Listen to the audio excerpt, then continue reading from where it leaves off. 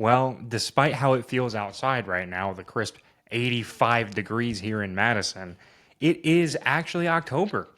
And so, what we're going to talk about today is some of the players that in the month of September have really broken out. Those breakout stars that came out in September who've really exploded onto the scene here in college football. And we're going to start at the number one team in the country right now at Ohio State on the defensive side of the football, Arvell Reese. Now, I think a lot gets made about Caleb Downs and his ability to be duplicitous in that Ohio State defense, which allows them to disguise things and allows this defense to do things differently at the snap than what they show before the snap. But I think the other player that really allows them to do this right now is Arvell Reese. Arvell Reese is one of the most talented linebackers in the country, if not the most talented linebacker in the country. He's an absolute freak. He's all of 6'4", and he's just a freak. He's strong. They've lined him up on the edge, and he's rushed the edge as a blitzer on third downs. You saw him get that big sack against Arch Manning in Texas late in that fourth quarter, and he spied Demond Williams Jr. the entire game, almost the entire game against Washington. And Demond Williams Jr., some of the open field tackles he made against him are really, really hard to do. Something that I think, for an elite athlete like Demond Williams Jr., for a guy of Arvell Reese's size to be able to make open field tackles against him is insane. That's an insane level of football that Arvell Reese is playing right now. He has 25 tackles right now, which leads the team. And he's absolute freak. He can do everything at Ohio State from that linebacker position, and he has done it. And I think he's a major part of why this Ohio State defense is the best in the country right now. Has had such success in goal line situations. His ability to do anything from that linebacker spot is really key to Matt Patricia's ability to disguise his defenses. Arvell Reese, one of the best linebackers in the country right now. Massive player, huge spot. I know Ohio State fans maybe have saw this coming a little bit, but not something I think the rest of the country was aware of until that Texas game, and he has continued to do it throughout this season so far. Massive player, great player for Ohio State. Going to be shooting up the draft boards this fall, and is starting to look like somebody who's going to be a one and done type player as far as starting goes for Ohio State. Arvell Reese, absolute stud at linebacker. Let's stay in the Big Ten and go all the way across the country, though, and head to USC. And let's talk about Makai Lemon. Now, I know he had a pretty good year last year, so maybe breakout player is a bit of a stretch considering what he was last year. But, man, he looks really freaking good. He's on pace for over 1,000 yards right now. He's got 5 touchdowns, 589 yards through the air already as a pass catcher. He's just a matchup nightmare. He had that contested catch in that Illinois game to take the lead back post 2-minute drill. I know they ended up losing that game because USC's defense is garbage, but that's not Makai Lemon's fault. Makai Lemon has done nothing but be an absolute stud. Probably the best receiver I've seen right now. I mean, I know what Jeremiah Smith is and what he is the best player in college football, but as far as productivity to go along with that, I think Makai Lemon is one of the best receivers in the country right now, and maybe it won't matter because of the fact that he's stuck on a USC team that doesn't play any defense, but absolute matchup nightmare, total stud. Really look forward to seeing what he can do the rest of the season. Should be well over 1,000 yards on the year for Makai Lemon.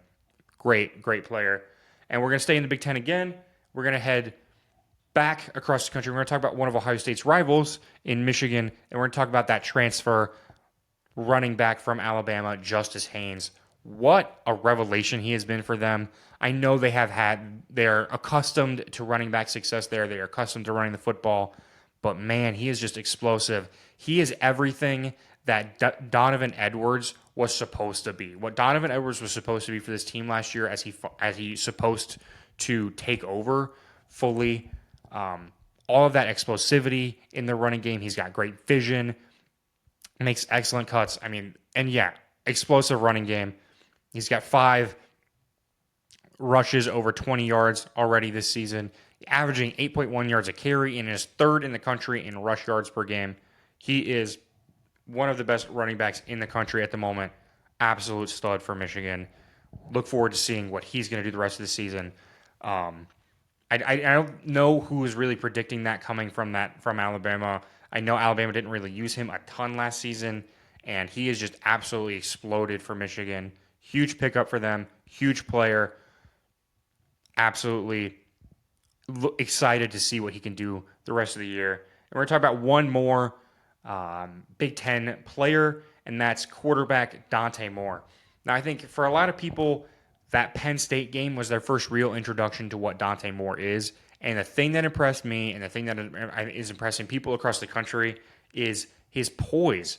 He just allowed the offense to work around him, stayed calm in the pocket, made plays when he needed to, was able to move the pocket when he needed to.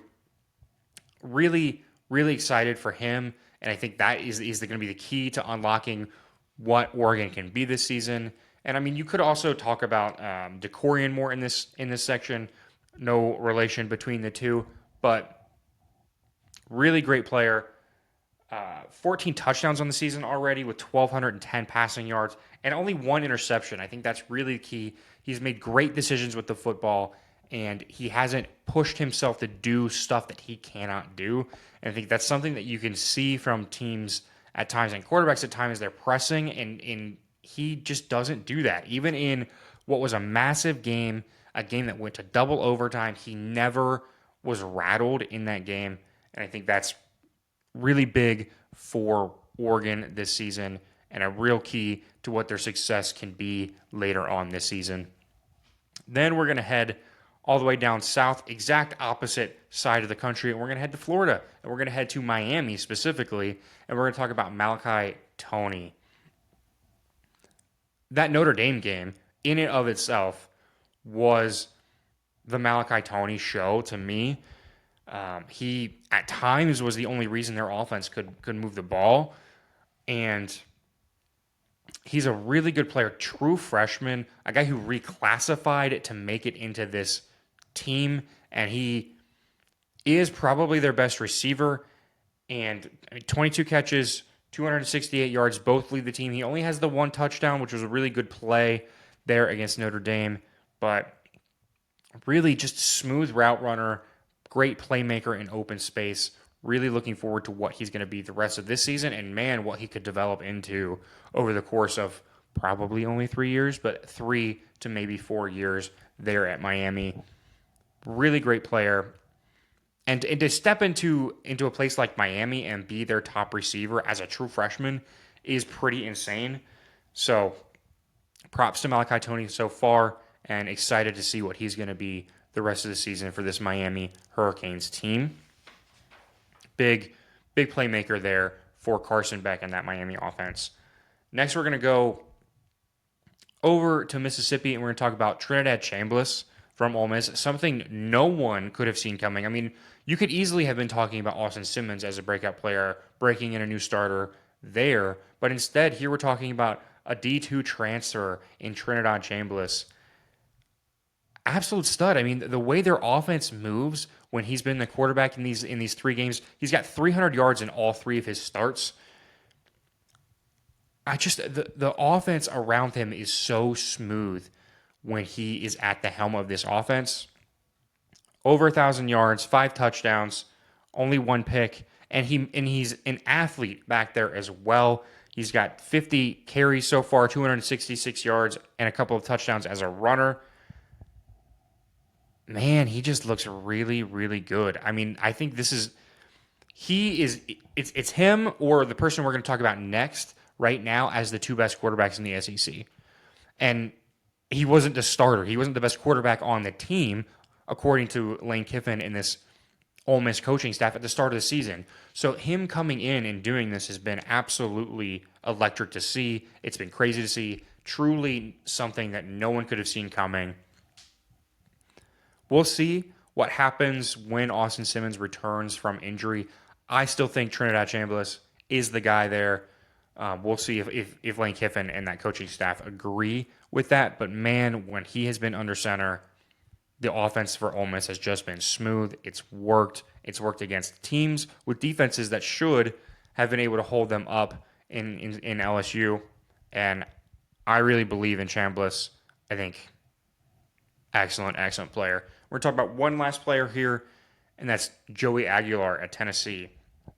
Now, I mean, I think after the whole Nico drama, who could possibly have seen this Tennessee offense totally returning to Hendon Hooker like form? Like, I don't know how you see that coming. And suddenly this Tennessee offense is explosive again. They're trusting their quarterback again. They're throwing the ball all around the yard.